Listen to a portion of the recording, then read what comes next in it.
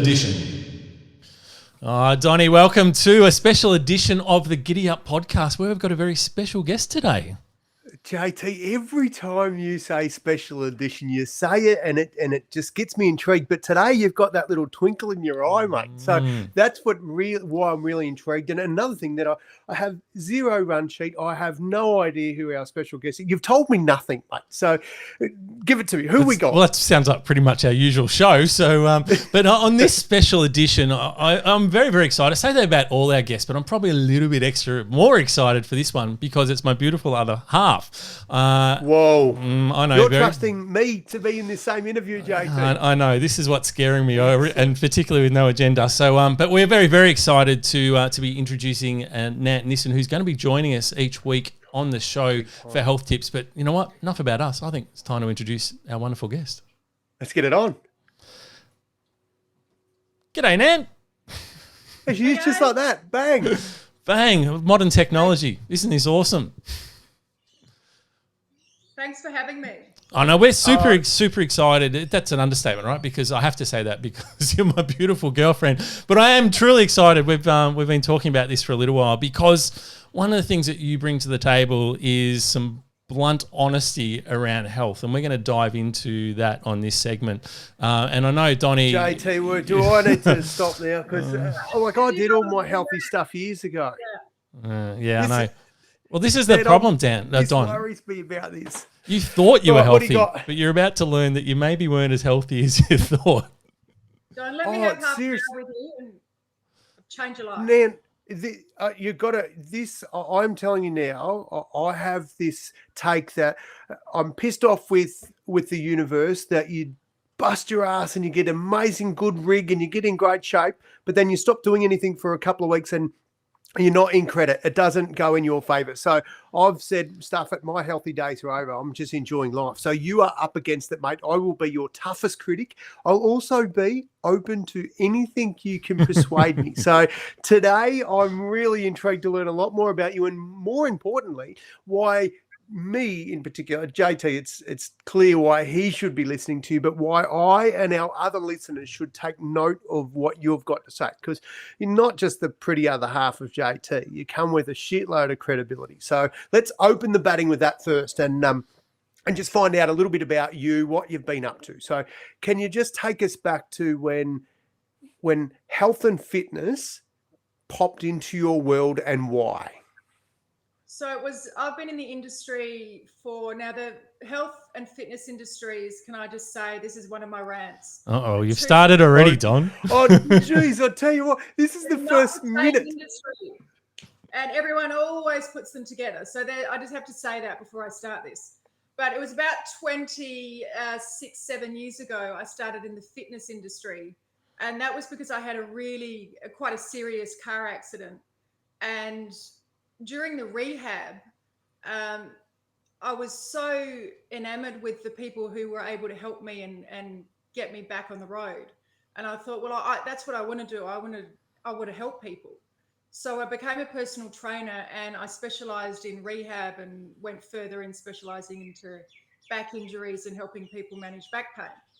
And then I was in the fitness industry for quite a few years. And I got out and went into the corporate world for a few years, but still on the weekends, I kept my foot in the fitness industry. It's kind of an industry that once you're in it, your blood's in it. It's not a job. I do a bit of that, Nant. Yeah, I do that. I leave my foot in different places and just put another. Anyway, back to you. So you've always been around the fitness. You've been helping people. I haven't always been fit. So when I was younger, I was out having fun with my mates, and I haven't. It's not like I was an athlete or, I was always into sports, etc. But I was also into having a lot of fun. So I wasn't a super fit, crazy industry fit person. Do you know what I mean? It was that specific time and place that caused me to get into the fitness industry, because I thought I have to be helping people like this. Those people have helped me, specifically a lady that was a rehab nurse helped me get better. And I thought, what a job. Amazing. So I was in the fitness industry. I was told by a few people around me to get a real job. So I went I've and had one of those ones. for about 4 years, and still was in the fitness industry part-time, and I completely burnt out. And I mean, in hospital with pleurisy and pneumonia, and fighting the doctors because I didn't want to go into hospital for a day, and I had to be in there for 10 days, 14 days as it ended up. So when I got out of hospital, I didn't really learn anything. I went straight back to doing what I was doing, and I ended up in hospital again. It's not that smart. No. So No. after that, I got really, really sick, chronic fatigue. I had every symptom you can think of. And for about 3.5 years, I went to literally hundreds of specialists that would give me different medications, that would tell me this, do different tests, and absolutely nothing helped. I wasn't getting any better. Couldn't get my head off the pillow on the weekends. It was a real struggle just to exist. And then I actually remember driving down the freeway in Adelaide to a specialist appointment, and a thought popped into my head, and it just said, "You're not meant to live like this. You're meant to be healthy and happy and have energy." And the further down I got to the specialist appointment, the thought kept getting stronger and stronger. And I turned my car around. I went home, cancelled the specialist appointment, and started looking for different options. And I eventually found this amazing naturopath who got me on the road to recovery. And then after, it took a good year to get healthy after knocking myself around that much. But after that, again, I thought, well, I need to study and learn this because I need to help people. That's what I want to do. So Righto. So you get experience. Right. So you get crook, and then it attracts you to getting better and helping others, which is part of, I would suggest, your DNA, that you always want to help other people. So at what point do you call bullshit on specialists, on people that and I'm very mindful too that you are a trained person. So what you say, and it's a bit like a financial advisor that can't give individual advice, but I'm curious about somebody in the industry who questions their own industry, questions the stuff that they're being advised, and because this is what it was a shake-up for you to turn things around and explore things. So do you still hear it today? Do you still hear advice that you scratch your head and go, hang on, what's going on there? Because every second person's an influencer in our world today. If about 20 times a day at least, I would hear things that I call bullshit. And right, and you've listened to a few of our podcasts, haven't you? I just rant and rant and rant. But it's a really good point. It's a really important point because, firstly, all medicine has a place. That's really important to understand, that most traditional medical practitioners do not disbelieve modern medicine. We believe that all medicine has a place. However, we believe that we must get to the underlying cause of what's going on instead of just treating the symptoms. So there's a point where you think, I can't just keep taking medications and feeling crap. There's got to be more than this. I can't just exist. I have to thrive. So instead of surviving, if you want to thrive, you have to get to the underlying cause of what's going on and fix it at the root. It's kind of like the gardening analogy that I talk about. You don't go and spray Roundup on weeds and change the soil and expect them not to come back. You've got to prepare the soil underneath and change the environment so the weeds get growing. This is a revelation. There's the first one, Don. Hang on a minute. Right, I'm just writing this down. I get the feeling this is going to be a big interview for us. Okay, carry on. You mentioned the influences. It's so important because, look, unlike the medical industry, it's not as regulated, but we still have qualifications. So a lot of these influencers and people that you see on TV that decide they want to do this, or someone that's won a competition and now they're a coach, there are minimum qualifications that you need to look for when you look for a practitioner. And to have insurance and to be in the industry as a qualified practitioner, you must have certain standards, and you must keep up those standards and that knowledge every year. We get audited every year to make sure that we're keeping our knowledge up. So it's very important that you look for a licensed and regulated practitioner.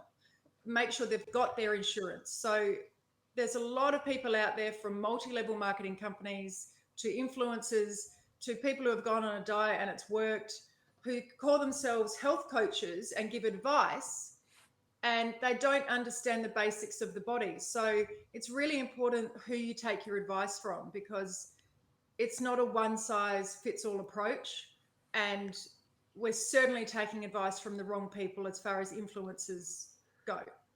JT, one of two things is going to happen. Doesn't mean they're healthy. Right. Okay. JT, just so we're on the same page here, brother. One of two things is going to happen. Our ratings are going to go through the roof, or every listener we've ever had is going to shoot through because they're going to be on to us. Are you sure we want bloody Nant advising, coming on, doing a regular segment? Mate, I think the stuff Nant says is bloody awesome. That's why she's my partner, and I can hear it all day and still learn a lot. Nant, one of the things that you said, I remember you said this a couple of months ago, you come out with perlers all the time. Wish I could remember all of them because it gets me in trouble. But I do remember you were telling me about the origins of medicine, and it seems to be in this modern sort of times, and you sort of touched on it with that garden analogy. We're really good at treating the problem. Oh, just take a tablet, that'll fix it. Just put this cream on, that'll fix it. But it seems to be that we always continually aren't addressing the root cause underneath, and I guess that's sort of the area that you really try and specialize in. Yeah, it's interesting that over 100 years ago, traditional medicine obviously was what they were teaching at universities. And a businessman, who I won't name, came into the universities and worked out the pharmaceuticals were an emerging and very profitable business, and said to the universities, I'll pay for your universities if you teach what we want you to teach. So that's how Western medicine was built. So all those years ago, traditional medicine was being taught.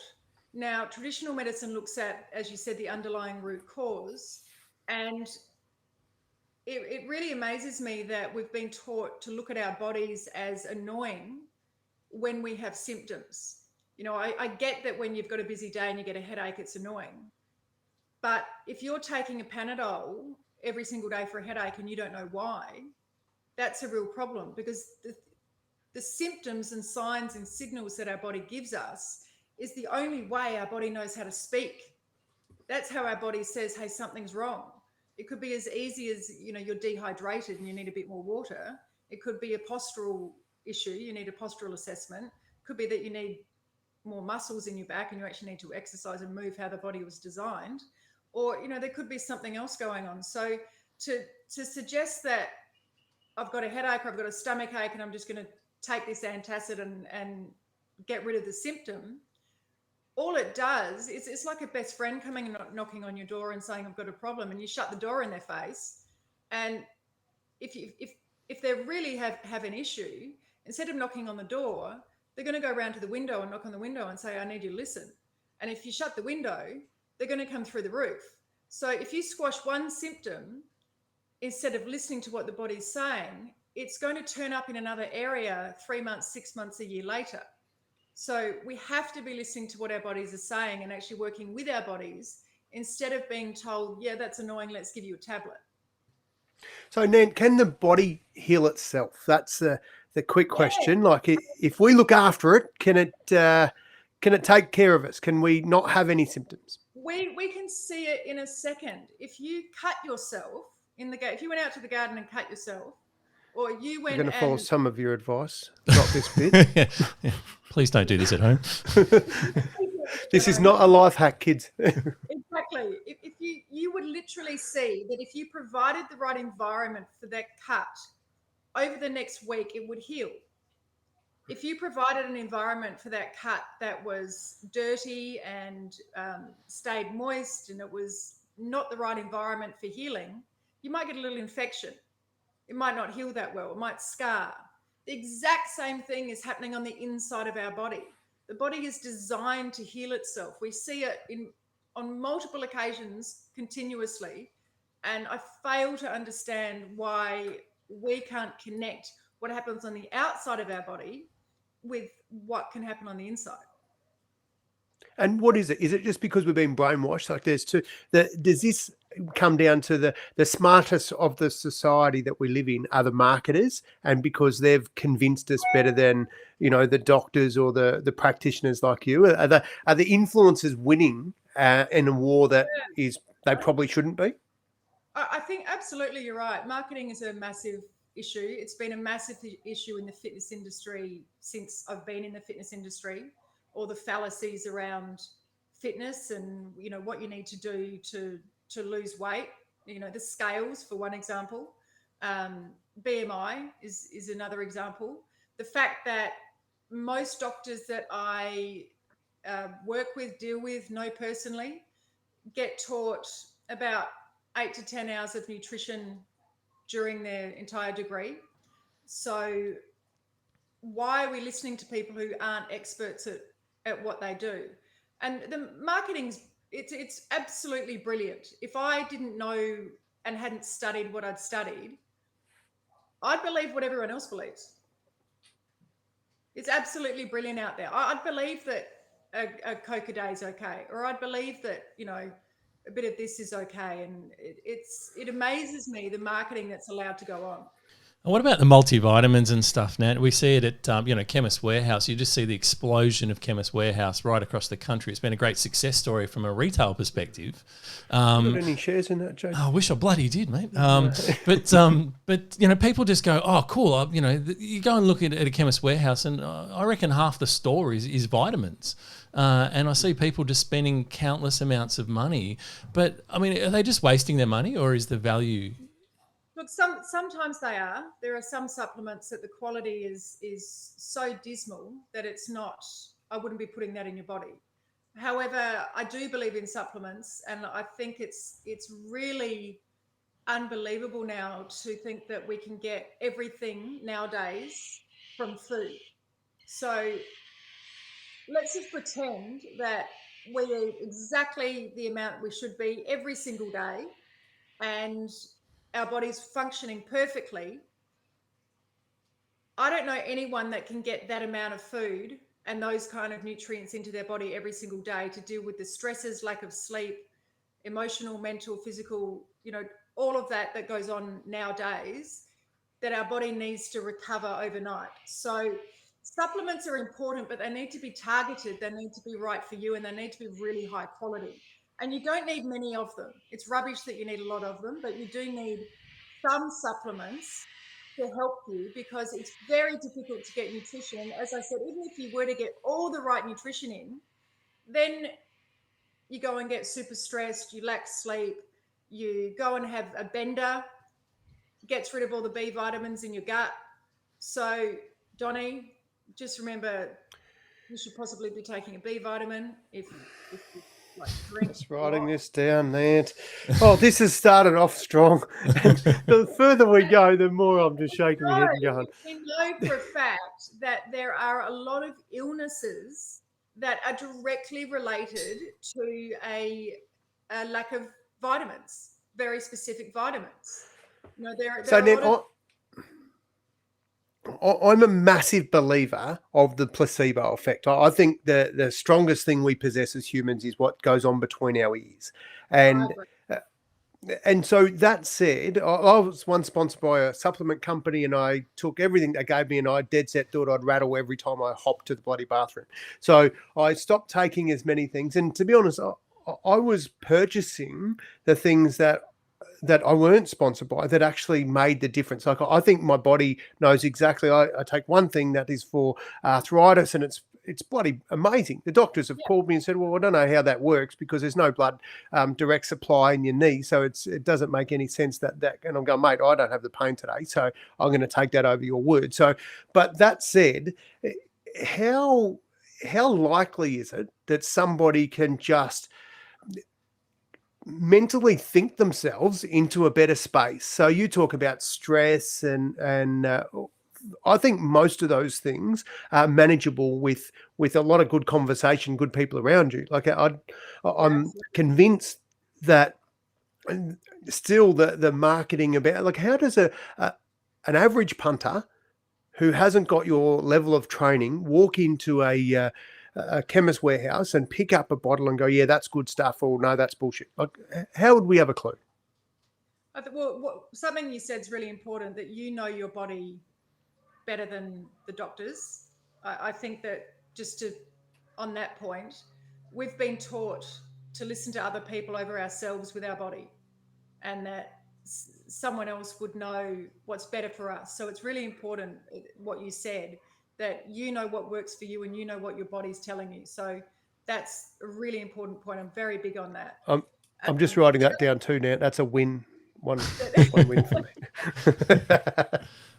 Yeah, the other thing is it's really important to not get taken away with the marketing. You know, you'll see, you know, you watch maths and there's 5 ads on a different supplement, every ad. You know, this will help. You're talking to the wrong person when you say watch maths, mate. Oh, I'm not. That's JT. He's into that. I'm still deciding whether I should do that. But it's you know, you get an ad on a different supplement every time there's an add-on, and it's going. They're very, very clever, because at that demographic, there is going to be someone that's got an aching back. There is going to be someone that's got a sore knee. There is going to be someone that's got headaches all the time. So what you need to do is quite seriously go and speak to someone who's an expert in their field. You know, if I need help with my tax, I don't go and ask my mate next door. I go to my accountant, who's an expert.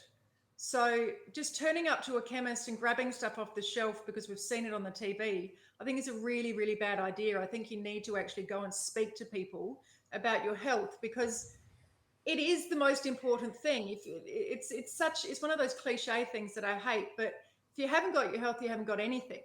So, you know, if my next door neighbour's into cars and I want to buy a fancy car, am I going to ask his opinion? Yeah, I'll probably hear what he's got to say, but am I going to go to an actual expert that talks about everything they know about cars, everything I need to know about the car I want? Or am I going to just go and talk to someone who likes to look at car magazines and is interested in cars? Does that make sense?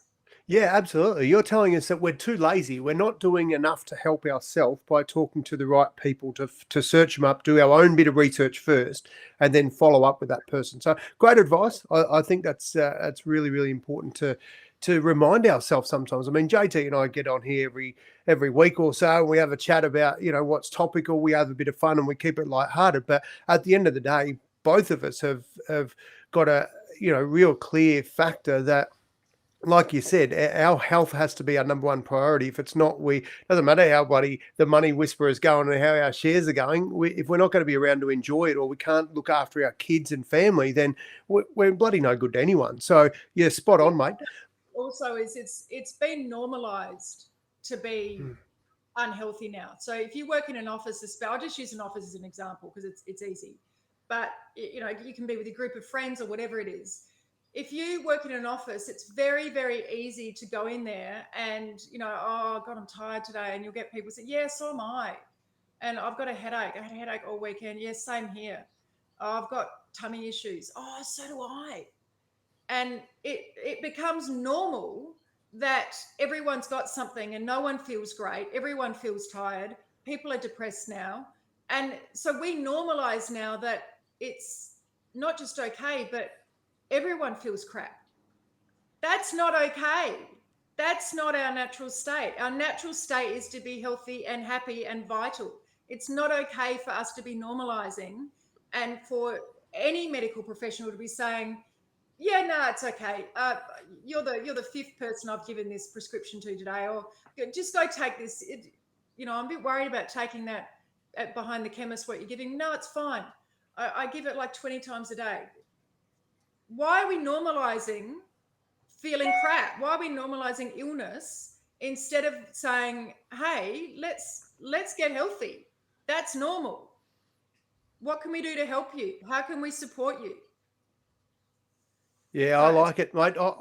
I've been called, odd for most of my life. So the fact that now you're saying happy is the normal what we should aspire to, I'm feeling bloody fantastic about that, because that's me every other day of the week. But I must admit, as we get older, I think it's an acceptance, and you're going to struggle to convince me otherwise on this one, is that our bodies wear out. We give them a fair flogging. Is it okay to accept that thing? Look, JT's neck, mate. I don't know if he could have done much about that. I'm just pulling this one out, but is that avoidable if he stays home and never goes and plays footy and never does? Like, if he wraps himself up in cotton wool and doesn't live, then all this health is for what bloody purpose? There's got to be some sort of balance. Surely there's a level where you say it's okay. There's a couple of things. Look, to get the most out of life and to go and play footy and to go and race cars and jump off cliffs and whatever you want to do, you've got to be healthy in the first place. Mm-hmm. And we all know that if you do have an injury, the healthier and fitter you are, the better you're going to recover. Now, true. JT had an injury on field. It was an accident, and that happens. And he was fit enough to be able to withstand that. Elite, I'd like to call it. Elite. Yeah? Elite. I like how you just sneak that in. I keep dropping it in there, and she's never going to give it to me. This is what I get all the time. Oh, mate, the GiddyUp podcast is only elite, so it goes without saying, JT. The other thing is, I've ranted to JT about this. Oh, have you, sweetie? I hadn't noticed. It was dark, like me, natural, until Nant turned grey hair. Now have a look at that. Something's never going on. So it's if we need to really look at health and fitness properly. So aging, yes, of course we age. Are we aging at the rate that I believe we should be? No. Are we giving our body too much hell without looking after it? Yes. Would we age better if we actually looked after ourselves? Yes. Does that mean that JT, take out the accident, does that mean that JT would have been less sore, had less injuries possibly if he had stretched, warmed down, cooled down, looked after his inflammation in his body more than if he had? Absolutely. And we talk about this. Sorry, I think we just lost you a little bit there, Nan. I didn't hear that last bit. She's harsh, JT.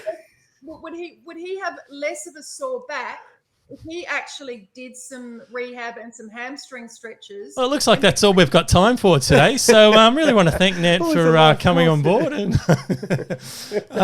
no, in all seriousness, Nant, I know, yes, I do get in trouble for not doing a lot. And I must admit, prior to meeting Nant, and Don will vouch for this, I used to think I was pretty healthy. I go, you know what? I don't really drink a lot. I've never smoked. I eat relatively healthy food. I thought I was pretty healthy until Nant reminded me that perhaps I'm not as healthy as I thought, and my diet wasn't quite as good as I thought. But you know what? I've been following her advice, and I do feel a truckload better. So there is some logic behind it. Now, Nant, I think what we've really been talking a lot about here is around, you're almost selling your naturopathy services, which is not something that you really do, because your philosophy really is around the 4 pillars, and I guess it's an opportunity for you to tell people around.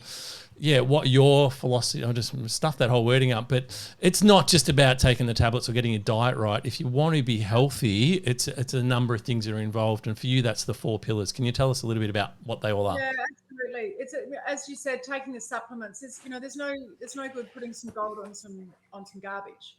So if you're not looking at the root cause underneath, what's the point of going and spending money and putting supplements on and expecting them to do anything? So a lot of people will say they don't get results through supplements because they're not changing what's going on. So, you physically, the 4 pillars are physical, mental, emotional, and soulful. So they're all interconnected, but unless you've, like a house on foundations, if one of those pillars is rotting or lower than the other, you're going to start getting cracks in the foundations. You're going to start getting cracks in the house. So we've got to make sure that the physical, mental, emotional, and soulful sides are all really connected, really balanced, and really stable. And not all balanced at the same time. Everything ebbs and flows. But in general, we need to make sure that those 4 pillars are really stable within us. And then we have optimal and quality health, which means that then you get to get up out of bed and actually feel good. Then you get to speak to your partner and realize that, hey, they've become really loving and caring. Their moods have gone. And then we get to play with the kids after work and not be out of energy. Then we get to stop aching and having headaches and having IBS and digestive issues. Because when we're not healthy in any way, you'll find that you react to life instead of responding to it, because we're reacting from a place of feeling really unwell. And it's really difficult to come from a place of fatigue and be happy all the time and enjoy life. So if you really want to enjoy your life, you have to have those 4 pillars, and you have to be able to respond to life instead of reacting to what's happening to you. Nant, I'm going to throw one at you. People often, when I'd go and, I'd speak all around the country and whatever, and I'd say, righto, and I'd measure out, 5.83 meters, this is my PB in long jump, right? And when you do that in a little room, 5.8 is usually from one side of the room to the other, in a small room. And people go, oh, I wish I could do that. And I always sort of just have a little thing and think, fuck, I didn't just wake up and do it one day. Buddy, every single day I turned up to train, and 12 times a week in the lead up to big events we were training.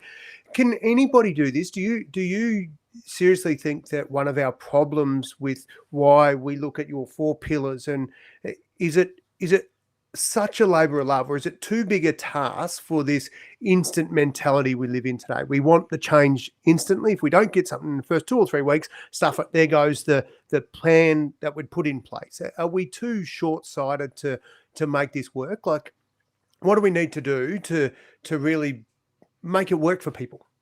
That's such a good question. And yes, I think we are a little bit short-sighted, but we need to also understand that we've been taught that health is boring, that to eat healthy means I'm going to be eating rabbit food. We've been taught that also to look in the wrong direction. So people will start at the gym. Traditionally, over the last 26 years, about 8 to 12 weeks, and then people are out of the gym. It takes about 12 weeks to start seeing results. However, if you look in a different direction, as soon as you turn up to the gym and leave, you feel proud of yourself. You've got endorphins going. You've got more energy. You've got more oxygen flowing through your system. So if people actually just focused on you can get immediate results if you're looking at the right thing. Yes, we're too focused on weight. We're too focused on what we look like in the mirror, but you can get immediate results and long-term results if you're just looking at it differently and educating each other, or if we educate people a little bit differently about what areas to look at and what health means. So again, the fitness industry and the health industry are very different industries, but yeah, we are, in answer to your question, we are too immediate in relation to how we look. You can feel better immediately doing any number of things. So it's really important that we start educating people about health can looking after ourselves is awesome and makes us feel awesome, and it can make us feel awesome immediately, and it can make us feel awesome also in 12 weeks and 6 months when we achieve more of the physical results that we're after. Now, one of the things we touched on when we just had a brief session with you on our last episode, and we were talking about weight loss, because we know it's just such a big issue for people. As a society, obesity is becoming the norm, unfortunately, and you just have to walk through your local shopping centre to see it with your own eyes. What do you think is the underlying cause of that, and I guess how can people actually start to address it? There are so many underlying causes to that. You've just opened Pandora's box, JT. Brace yourself. Look, food is not the problem. Food is a symptom of the underlying problem. Food is never the problem. You don't have an issue with food. You have an issue with not being able to deal with your emotions, and you have an issue with not being able to get the 4 pillars in balance. You possibly have some physical imbalances. You know, there can be blood sugar disorders, etc., that make you crave food more. But it's very important that we understand that food is a symptom of the underlying cause. So if people actually started delving a bit deeper into themselves and taking responsibility for their health, and stop blaming everyone else, and stop blaming the world, and they can't do this and that, and actually say, okay, I need to fix this. What's the underlying cause of why I'm actually emotionally eating? What's the underlying cause of what's really going on with my stress? We would be really healthy. It's not just What if I about just going like and the taste of shit that's bad for me though, Nat? Like I actually really love pies, lots of pies. There are no good and bad foods. None. That's it. Interview done, JT. Stop right there. Right, cut. There is, but tell me something. How often do you eat completely mindlessly? And how quickly are you eating? And what else are you doing when you're eating? Oh shit, there's three big questions right there. I don't know that it's very highly unlikely that it's mindlessly. I'm always conscious about what's going in my gob. What was the second question? But being conscious that you're eating a bag of chips in front of the TV and then all of a sudden the chips are gone, that's Yes. mindless. I have to get up and go and get another pack. That's an awesome idea. So what we want to do is actually, there's no good and bad food, but I remember specifically working with a man, and he said I could tell this story because he thought it would help people. That he really had an issue with going to his man cave at night and sitting down and having beer, having a bag of chips, and he just couldn't stop himself. It was his thing. It relaxed him. He had very stressful work. Came home, the kids were going, etc. And I said to him, I just want you to try for the first 5 minutes, instead of turning the TV on, when you have your beer, I want you to sit and drink your beer completely mindfully. You're aware that you're having your beer, but I want you to be completely mindful. I want you to enjoy every single drop of that beer. And he Was came it back Yarra to me Valley with Big like, Cat? yeah, exactly. Get good beer. And he came back and said, Nan, I've got a problem. I don't think I like beer. Shit, fellas, don't do what Nat just said. So I shouldn't have used beer. So he also didn't enjoy those chips. So he was able to find something that was a really wonderful, healthy alternative for himself. And he actually went up in the beer department. He went and got a quality premium beer. And all he needed was one beer at night instead of 5. And he needed a few little snacks that he really, really enjoyed. But he wasn't even enjoying what he was doing because he was doing it mindlessly. He was doing it as an escape. So what we needed to do was impact what are you escaping from? What emotions do we need to deal with? What foods can we change? So instead of just looking at food is the problem, food is not the problem. Food is a symptom of the underlying cause. See how she does that, JT? She starts with a problem, then has us given up beer. Like, we've got issues with our guests. They've outsmarted us, mate. It's not hard to do, let's be honest. The bar's pretty low. Mixed beer is good beer. So, and I guess that gets back to the 4 pillars again, and that's why you're saying that they're all important. What's the underlying cause, et cetera, et cetera.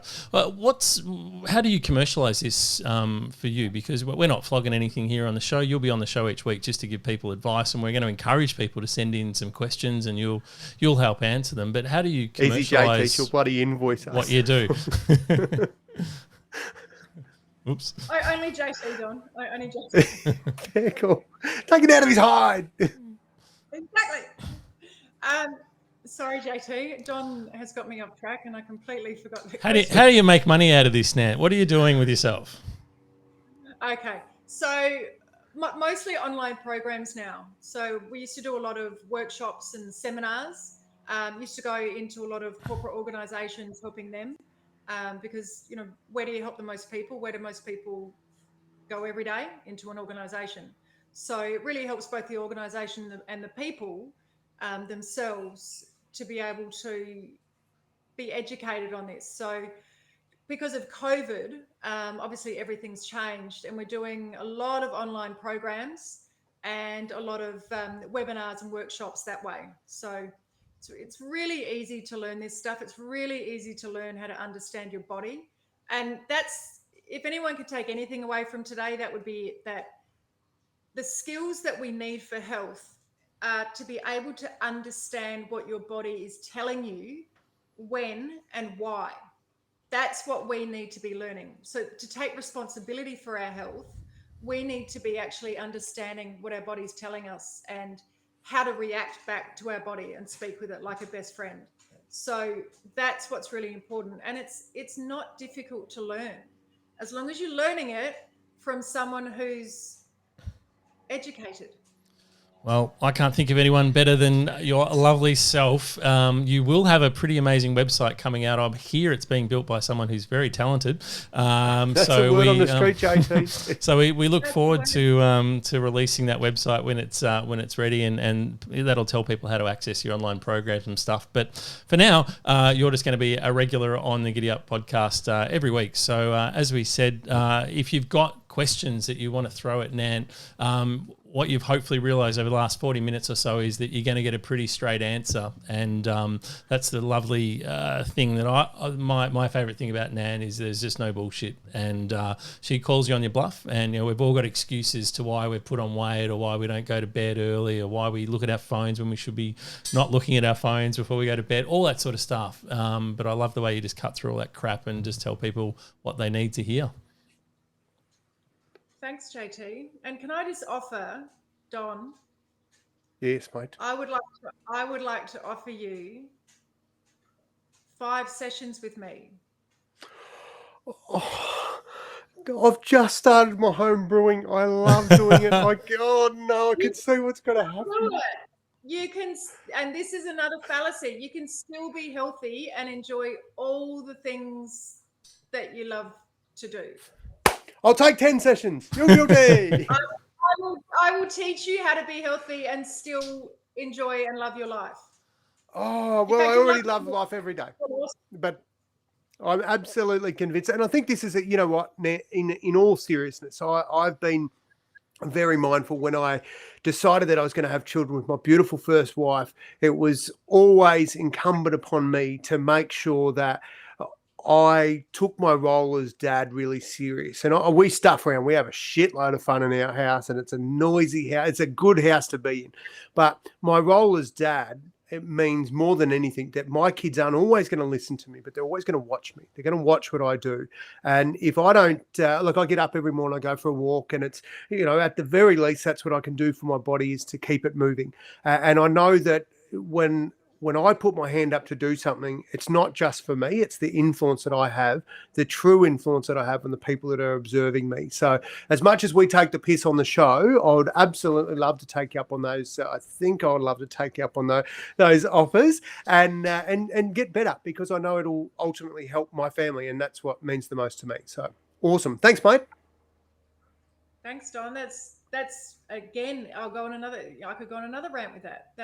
It's so important. If you're your best, everyone around you, it's like giving everyone around you permission to be their best.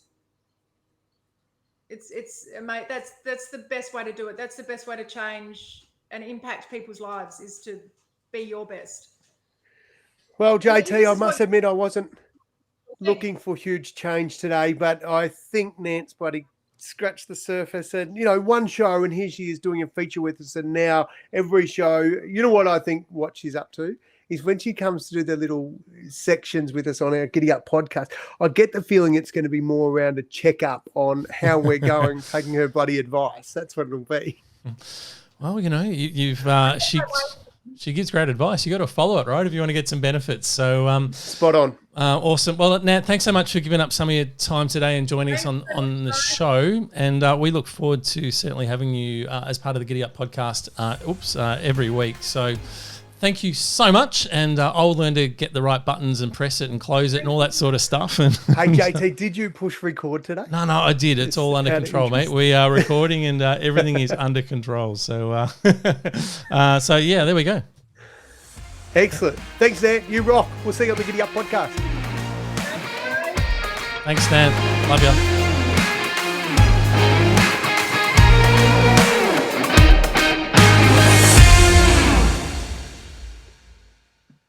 Geez, that music, it gets you every time, JT. I love it. I can't not dance. All right, there we go. I'm just going to hit stop record, finish. Now, Don, I'm serious.